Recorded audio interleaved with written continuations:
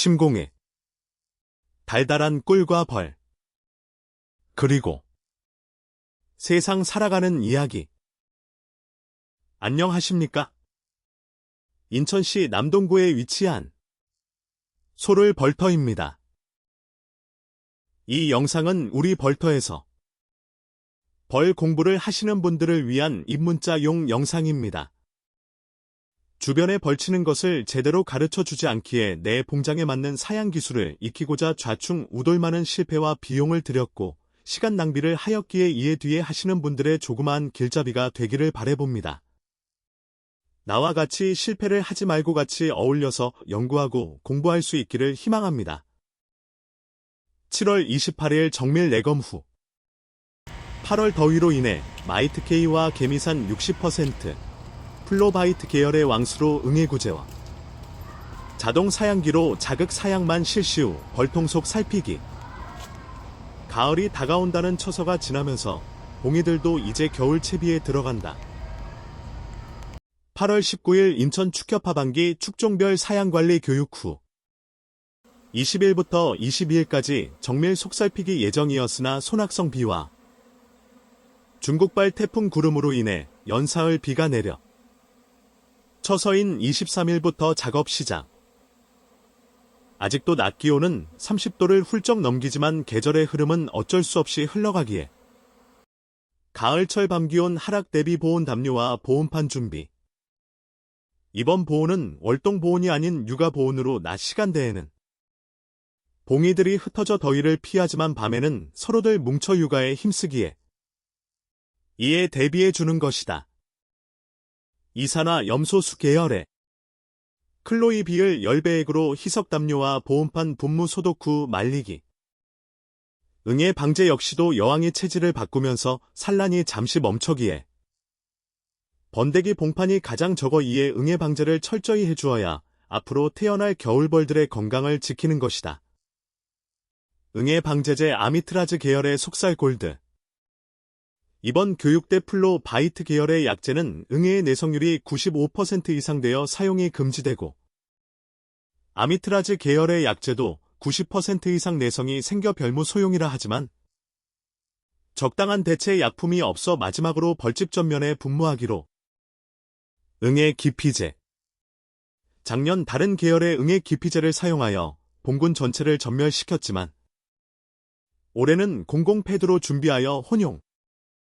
보조 사료이기는 하나 어린 벌들의 중요 영양소인 인공 화분떡도 여름에는 표준으로 사용하였지만 겨울 벌들을 위해 양봉 농협 프리미엄 화분떡으로 준비.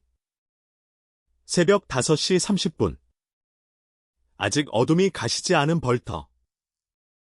이른 새벽이라 기온이 높을 때는 흩어져 있던 벌들이 모두 벌집 사이로 모여들어 있고 화분떡도 전량이 되었다.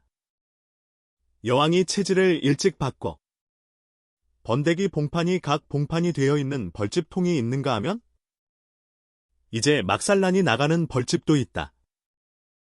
응애 분포도 조사를 위해 이동강철에 테이프를 붙여 미리 준비. 찍어놓은 사진이 없어 자료 사진으로 대체. 벌집 한 장씩 일일이 꺼내 응애 약재 분무. 벌몸에서 떨어진 응애들이 다시 기어 오르지 못하도록 벌통 바닥에 약물이 흐를 정도로 흠뻑 뿌려 주어야 한다. 응애도 약재에 내성이 생겼다면 벌들도 내성이 생겼기에 어지간한 약물에는 견디어내어 속살피기 다음날 벌통 앞에 별로 벌사체가 보이지 않는다. 이제부터 벌집 축소와 보온 관계. 보온이라 하여 외부에 담요를 덮어주거나 보온제를 넣어주는 것만 보온이 아니라 흩어진 벌들을 모아주는 것도 보온이다. 이렇게 산란이 없는 벌집이나 자극 사양이나 외부에서 들어오는 먹이가 모여 먹이가 가득 찬 벌집은 빼주어 벌들이 육아에 힘쓰도록 도와주는 것이다. 화분떡 보충. 이번 속 살피기가 끝나면 벌집 내부까지 들여다 볼 속 살피기는 앞으로 보름 정도 뒤이기에 충분한 화분을 공급해 주어야 한다. 외부에서 호박꽃, 들깨꽃, 환삼, 넝쿨 등 화분이 유입되지만 일기불순으로 인해 하루만 비가 오면 전량되기에 충분히 공급해준다. 이제 인위적인 보온. 현재로서는 격리판 뒤에 벌들이 나와 놀도록 여유 공간을 충분히 주었지만 점차 낮아지는 기온이 벌통 내부를 조금 줄여주는 것이다. 벌들이 흩어져 있기에 일단 은박보온 판을 벽에 붙여 놓았다가 벌들이 격리판 안으로 들어가면 벌집과 벌들이 숫자에 맞춰 조금씩 좁혀주는 것이다. 앞으로 응애 방제는 화학약품 분무 방제가 아닌 친환경 약재라는 개미산을 주로 사용하기에 프로폴리스망을 올린 후 개미산 용액용 비가드를 미리 올려준다. 험겁개포와 비닐개포를 올려주되 비닐개포는 환기를 위해 벌들이 없는 쪽이니 귀퉁이를 접어준다. 보온 담요를 올려 낮에 따뜻한 공기가 밖으로 새어 나가지 않도록 하여 밤낮의 기온차를 없애준다. 낮에는 요즘 높은 기온으로 인해 벌들이 나들 문 밖에 뭉쳐있지만 새벽녘에는 낮아지는 기온으로 인해 육아 관리를 위해 거의 벌통 속으로 들어간다. 외부 천적 방제. 지금 이 시기는 모두 생명체들이 겨울을 준비하며 왕성한 식욕과 활동을 한다. 꿀벌들의 천적은 벌통 속의 응애뿐만 아니라 말벌, 거미, 두꺼비, 개구리, 사마귀 등 헤아리기가 힘들다. 모든 천적들을 방제해야 한다.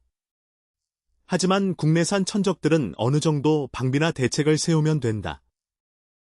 국산 토종 말벌은 아직까지 뜸하게 나타나지만 장수 말벌이 한번 나타나 10여 마리가 덤비면 꿀벌 한 통은 순식간에 날아간다. 이것은 눈에 보이는 것이라 어느 정도 방비가 되지만 중국발 등검은 말벌은 도대체 대책이 없다. 매번 나타나는 대로 다리를 자르고 농약을 묻혀보내고 벌통에 가는 철사로 낚시대를 만들어 먹이를 놓아두어도 그때뿐이다. 어느 순간 또다시 때로 몰려든다. 다른 작업을 병행할 수가 없다. 벌터 중간중간 손에 닿는 대로 잠자리채를 놓아두고 잡아채야 한다. 8월 23일 쳐서 이후부터 10월 23일 상간까지 산란받는 알들이 겨울을 나고 내년 꿀 채밀의 중요 벌들이기에 되도록 튼튼하게 키우고 체력을 아껴 주어야 한다. 먹이도 완전 소진되지 않도록 하고 깨끗한 물 공급해주면서 천적들에 노출되지 않도록 해야 한다. 한 가지 누락된 것이 있어 보충합니다. 간혹 세매벌이 안 되면 월동나기 어려워 강군에 합봉하라고들 권하는데 현재 꽉 찬 두매벌의 격리판 뒤로 반장벌 정도 나와 있으면 병, 해충 방제 잘하여 9. 10월 월동 산란 잘 받아내면 내년 아까시 꿀 채밀 때 충분히 덧통을 올릴 수 있으니 너무 조급해 마시고 월동 들어 갈 때까지 기다려보는 것도 한 방법입니다.